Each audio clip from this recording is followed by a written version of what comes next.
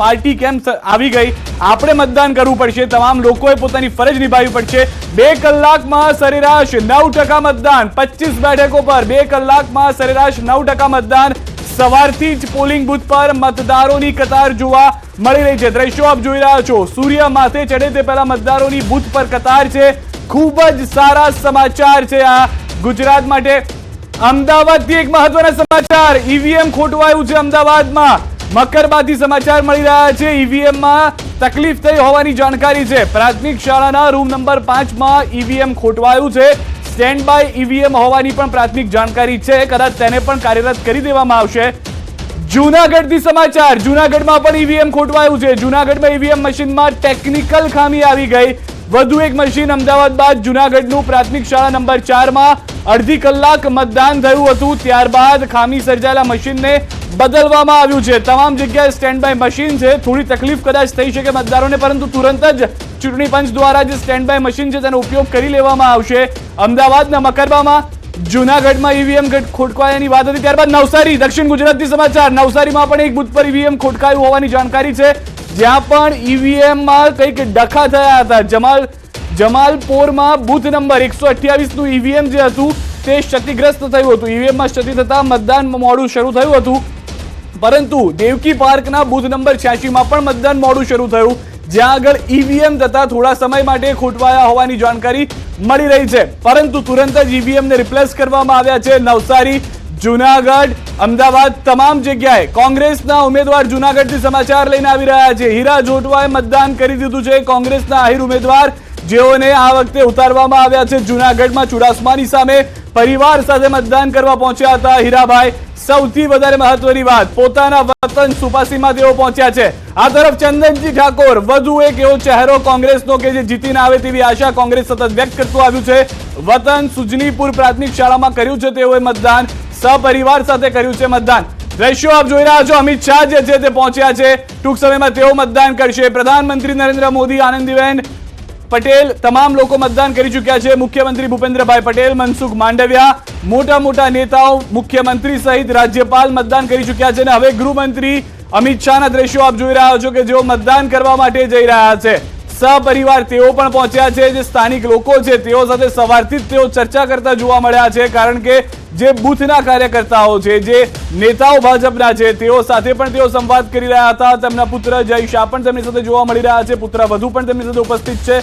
સપરિવાર અમિત શાહ પહોંચ્યા છે મતદાન કરવા માટે। થોડી જ વારમાં તેઓ મતદાન કરશે। મતદાન કેન્દ્ર પર પ્રધાનમંત્રી નરેન્દ્ર મોદીને જે રીતે આપણે જોયા હતા કે લાઇનમાં ઉભા રહ્યા, તેઓ એક સામાન્ય વ્યક્તિ તરીકે મતદાન કરી તેઓએ પોતાની ફરજ નિભાવી હતી, ને તેવી જ રીતે દ્રશ્યોમાં હવે અમિત શાહ સહપરિવાર પહોંચ્યા છે મતદાન કરવા માટે। અમિત શાહના સહપરિવાર મતદાન પહોંચવાની સાથે સાથે એક સંદેશો પણ લોકોને આપવાનો પ્રયાસ કરવામાં આવી રહ્યો છે કે મતદાન અચૂક કરવામાં આવે, કારણ કે ગુજરાતની 25 બેઠકો અને તેની સાથે સાથે પેટા ચૂંટણી જે 5 બેઠકો પર થઈ રહી છે, એ 5 બેઠકો પર ભરપૂર મતદાન થાય। 100%ના આંકડા સાથે કોંગ્રેસ અને ભાજપ તમામ લોકોને અપીલ કરતું આવ્યું છે કે મતદાન કરવામાં આવે, 100% મતદાન થાય તે માટેના પ્રયાસ કરવામાં આવે। સવાર સુધીના 2 કલાકના આંકડા પણ સરેરાશ 9% મતદાન જણાવી રહ્યા છે, પરંતુ જો 12 વાગ્યા સુધીમાં આ આંકડો 25 થી 30% પહોંચી જાય છે તો ખૂબ જ મહત્વની વાત એ છે કે સાંજે 5-6 વાગ્યા સુધીમાં આંકડો આરામથી 70% પાસ કરી શકે તેવું એક્સપર્ટોનું પણ માનવું છે। પરંતુ હાલમાં જે દ્રશ્યો આપ જોઈ રહ્યા છો, અમિત શાહ મતદાન કરવા સહપરિવાર પહોંચ્યા છે। સ્થાનિક લોકો સાથે ચર્ચા પણ તેઓએ કરી હતી, અને ખાસ જે ભાજપના કાર્યકર્તાઓ તેમને ત્યાં આગળ ઉપસ્થિત હતા, મળવા માટે આવ્યા હતા, તેઓ સાથે પણ તેઓએ ચર્ચા કરી। તેમના ધર્મપત્ની તેમની સાથે છે, પુત્ર જય શાહ અને પુત્ર વધુ પણ તેમની સાથે જોવા મળી રહ્યા છે। સહપરિવાર અમિત શાહ મતદાન કરવા પહોંચ્યા છે। સૌથી વધારે મહત્વની વાત અહીંયા આગળ એ પણ છે કે ગમે તેટલી વ્યસ્તતા વચ્ચે કોઈ પણ નેતા, કોઈ પણ વ્યક્તિ, વીવીઆઈપી હોય કે વીઆઈપી હોય, જે મતદાન કરવા જઈ રહ્યું છે, તો સામાન્ય વ્યક્તિઓએ પણ એ પ્રયાસ કરવો જોઈએ, સામાન્ય નાગરિકે પ્રયાસ કરવો જોઈએ કે આજે અચૂક મતદાન થાય। અનેક નેતાઓ જે છે તે એ જ મેસેજ આપી રહ્યા છે કે બને તેટલું બધું મતદાન થાય, બને તેટલું, ભલે આપ કોઈ પણ પાર્ટીને આપો, આપ કોઈ પણ વ્યક્તિને આપો, આપ નોટાને પણ મત કરો, પરંતુ મતદાન કરો જેનાથી વધુ મતદાન થાય। ગુજરાત સહિત દેશભરની અંદર જે ત્રીજા તબક્કાનું મતદાન થઈ રહ્યું છે, ત્યારે સૌથી વધારે મહત્વની ભૂમિકા મહિલા મતદારોની પણ છે, કારણ કે મહિલા મતદારો કે જે અત્યાર સુધીનો ટ્રેન્ડ જોવા મળ્યો છે કે તેટલા મતદાન કરવા નથી આવતા, જો તેઓ પણ મતદાન કરવા માટે આવે છે તો મહિલાઓ પણ પોતાનો મત એ સ્વતંત્ર રીતે ત્યાં આગળ રજૂ કરી શકે છે, મૂકી શકે છે અને પોતાની જે પસંદગી છે એ આ મતદાન દ્વારા જ કરવામાં આવી શકે છે. કારણ કે સ્વાભાવિક રીતે જ જ્યારે મતદાન થાય છે ત્યારે પુરુષ મતદારો વધુ હોવાના આંકડા હંમેશા સામે આવ્યા છે. તો જ્યારે વિમેન એમ્પાવરમેન્ટની વાત સમગ્ર દેશની અંદર, ગુજરાતની અંદર થઈ રહી છે ત્યારે આ મુદ્દો પણ ખૂબ જ મહત્વનો છે. ગૃહમંત્રી અમિત શાહને પણ આપ જોઈ રહ્યા છો, અનેક મહિલાઓ ત્યાં પણ ઉપસ્થિત હતી. તમામ લોકો સાથે વાતચીત, એક દીકરી સાથે એમના ફોટો ઉપર જે સ્કેચ બનાવ્યું હતું તેમાં ઓટોગ્રાફ પણ તેઓએ આપ્યો છે. હાલના જે દ્રશ્યો આપ જોઈ રહ્યા છો, મોટી સંખ્યામાં સ્થાનિક લોકો જે મતદાન કરવા અંદર પણ જોવા મળી રહ્યા છે. આ સારા દ્રશ્યો તે માટે પણ છે કારણ કે જે બૂથની અંદર અમિત શાહ જઈ રહ્યા છે મતદાન કરવા માટે, ત્યાં પણ હમણાં લાઈન જોવા મળી રહી છે. ત્યાં પણ મોટી સંખ્યામાં લોકો ઉપસ્થિત છે કે જેઓ મતદાન કરવા માટે જતા હોય. હવે સહપરિવાર જ્યારે અમિત શાહ પહોંચી રહ્યા છે, દ્રશ્યો આપ જુઓ, તમામ લોકો જે છે ત્યાં આગળ તે હજી પણ મતદાન કરવા માટે કતારમાં છે. લોકો રાહ જોવા તૈયાર છે, મતદાન કરવા તૈયાર છે. ખૂબ જ સારા દ્રશ્યો, લોકશાહી માટેના મહત્વના દ્રશ્યો આ છે. ભારતમાંથી ગુજરાત મેસેજ મોકલી રહ્યું છે કે મતદાન કરવા માટે સૌ કોઈ તત્પર છે અને મતદાન કરવામાં આવી રહ્યું છે. સહપરિવાર મતદાન કરવા માટે અમિત શાહને આપ જોઈ રહ્યા છો કે જેઓ પહોંચ્યા છે. ધર્મપત્ની તેમની સાથે છે. ગૌતમ શ્રીમાળી ન્યૂઝની સંવાદદાતા અમારી સાથે જોડાઈ ગયા છે. ગૌતમ, અમિત શાહ જે છે સહપરિવાર પહોંચ્યા છે, એક સ્પષ્ટ મેસેજ, ગમે તેવા મોટા નેતા હોય, ગમે તેવા વીવીઆઈપી વ્યક્તિ હોય, મતદાન જરૂર કરે.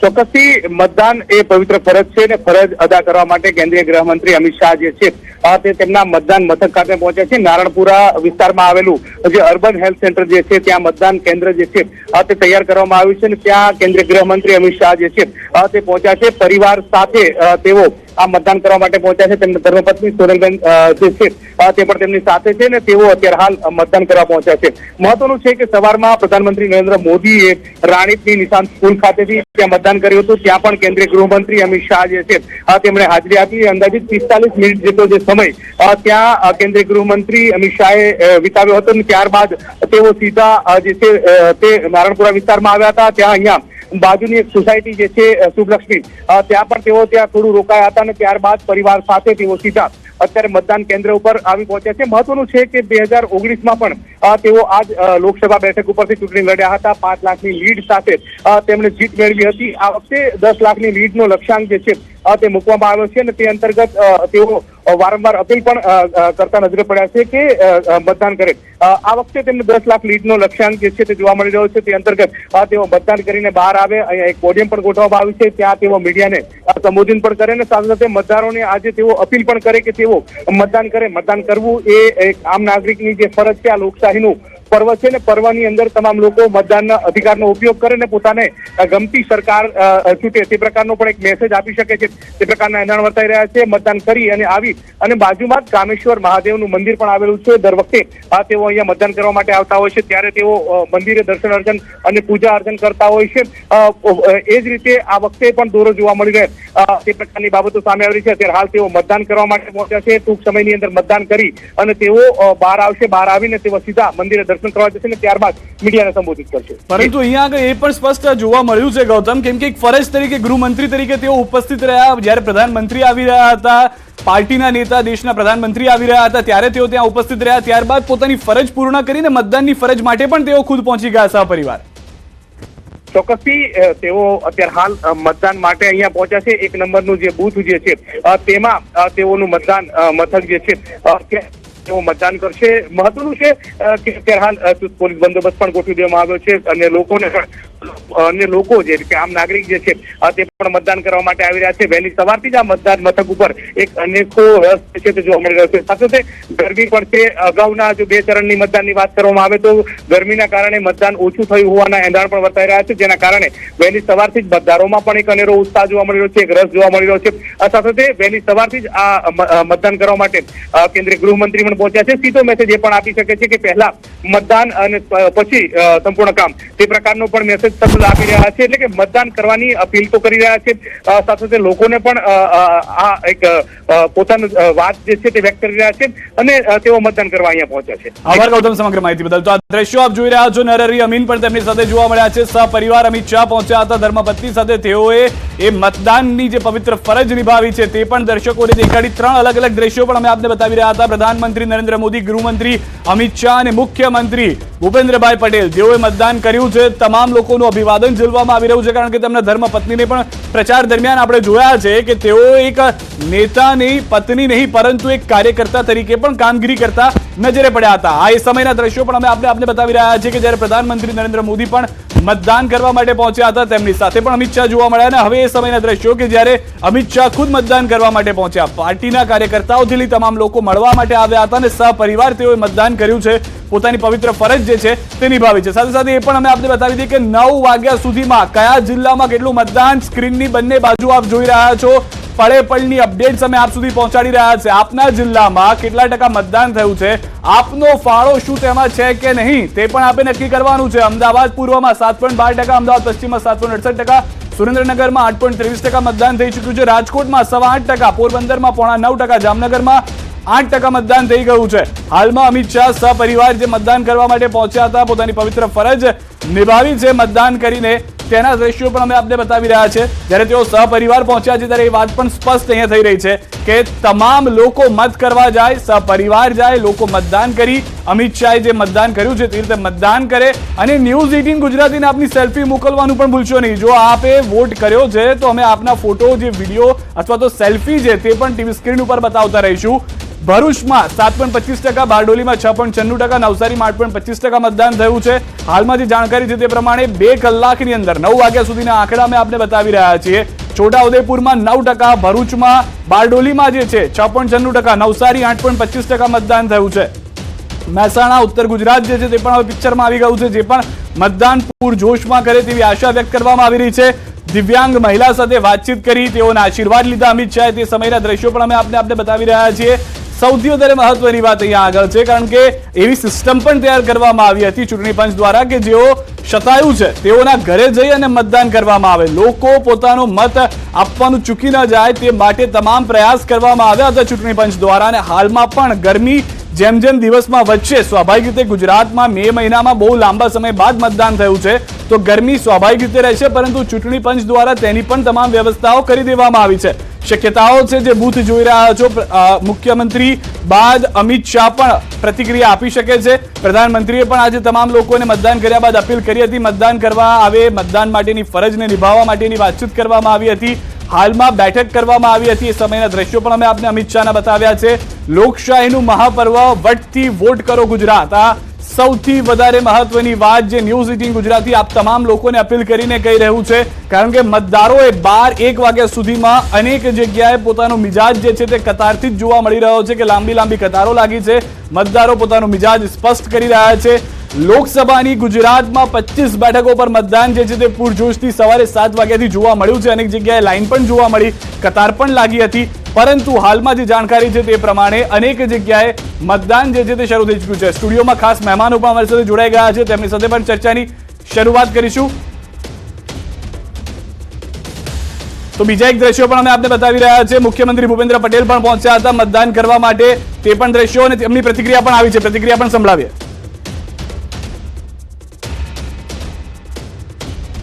આજે આખા દેશમાં ત્રીજા તબક્કાનું મતદાન થઈ રહ્યું છે.